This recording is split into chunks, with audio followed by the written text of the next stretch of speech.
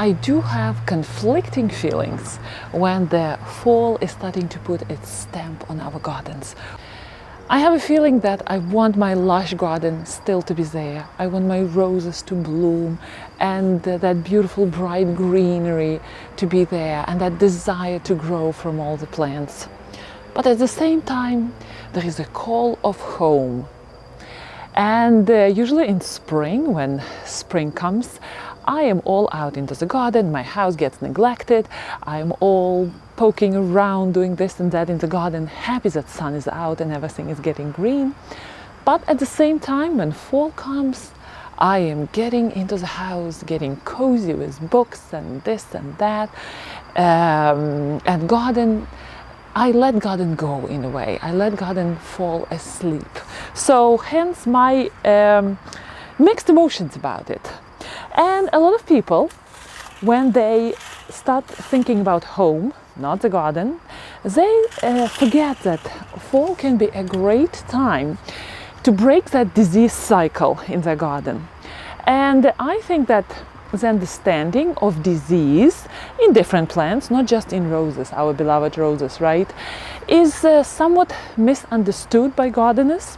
So I decided to make a video about it, to go deeper into that triangle which has to happen for a disease to occur. So we have to have a susceptible host on the top of the triangle, then we have to have the environment, a certain environment, and then we have to have a pathogen. And if all these three things are happening at the same time and all of them are present, then disease can happen. And very often, sometimes when I talk to the gardeners tell me, Olga, just give me something to get rid of this, and then it will never happen again in my garden.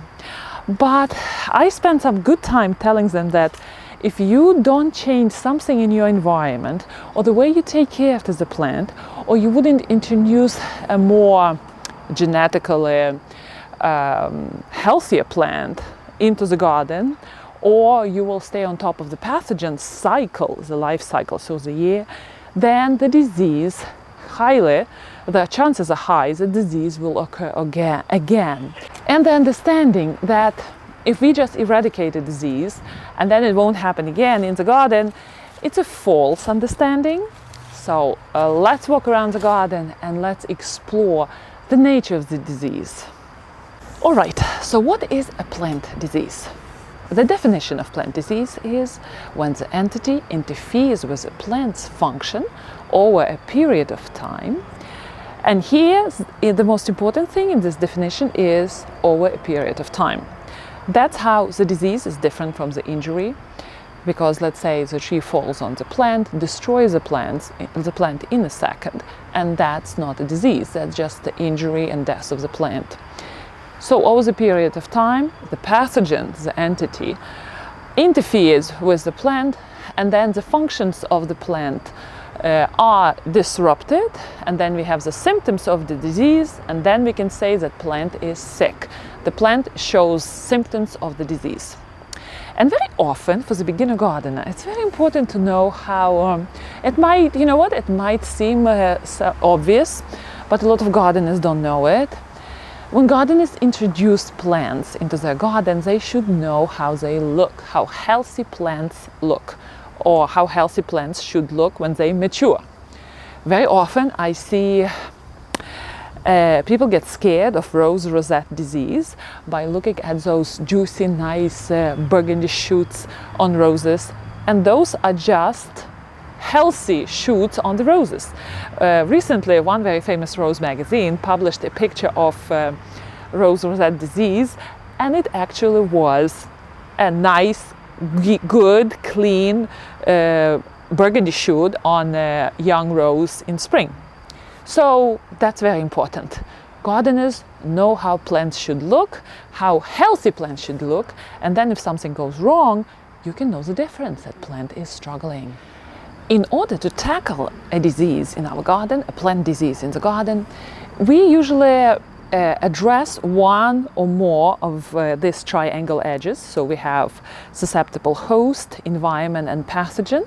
So one or more should be addressed. Let's go a little bit in more depth, addressing these three triangle edges, let's call them that way. So, susceptible host. A lot of beginner gardeners don't realize that the plant varieties, different varieties of plants, can have hugely different susceptibility to diseases, varying from genetically almost immunity to a disease to high susceptibility. And when you go to the garden center, it's good to do your homework in advance.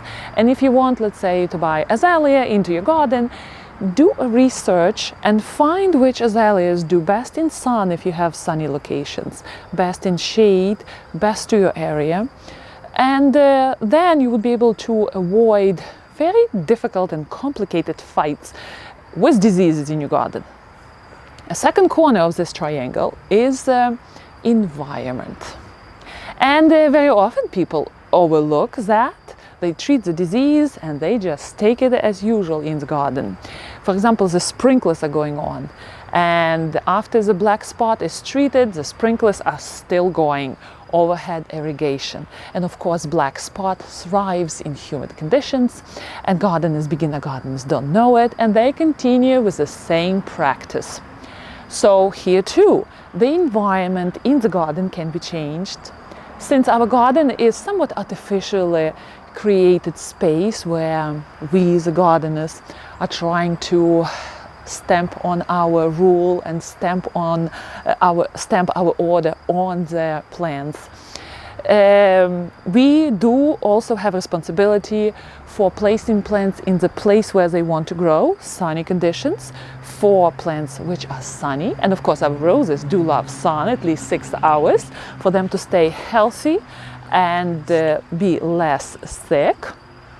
Although among all the plants in the garden, roses are so well developed and so well bred that they are, some of them, prone to diseases, and some have a very surprisingly very strong genetic immunity to diseases. And it's up to the gardener to do their homework.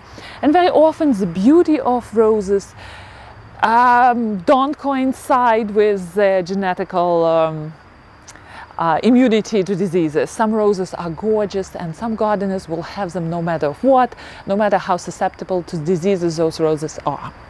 So that's environment. And the gardener should remember that in a well-established nature environment, usually there is a very nice balance between the host plant and the pathogen. It is worked through the time, so the host is not getting very sick, maybe just a little bit, and pathogen is still there present year through year. For example, in my garden we have peonies, and peonies get mildew every year, and what I do, I just cut all that foliage down to break the disease cycle, throw that foliage into the trash, and my peonies, I don't worry about them because I know that that pathogen is going to be there next year. But peonies it doesn't bother, it doesn't diminish or interfere with the life of the peony plant. So environment is also important. The advice is, if you have a disease, look a little bit further into what might be improved around that plant. Is air circulation, or maybe some branches of a tree can be trimmed to let more light and air to go to that space, maybe more water, maybe less water. So I always encourage the beginner gardeners not just to be the disease hunters, you know. Some people get that approach, the control approach. Let me get all these 100 diseases in my gardens and I will get on top of them no matter what. I think it's a very unhealthy approach. I think the better approach would be to invest into the life of the soil, to invest in the life of the plants, because if soil is healthy, plants are going to be healthy. And the beginner gardeners very often overlook that aspect, that soil is almost everything in the garden. If that soil is constantly fed with artificial stuff, with pesticides, soil is not going to be healthy. There wouldn't be life in that soil, and plants are not going to be unhappy, and there would be more frustration and work for the gardener. But if gardener uses natural stuff, if gardener recycles things in the garden, returns back to the soil, that soil will feed and create healthy plants. And that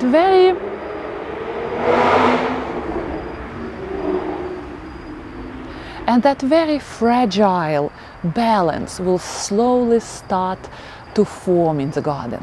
And everybody will benefit from it. Kids would be happy to run among healthy soil without any chemicals.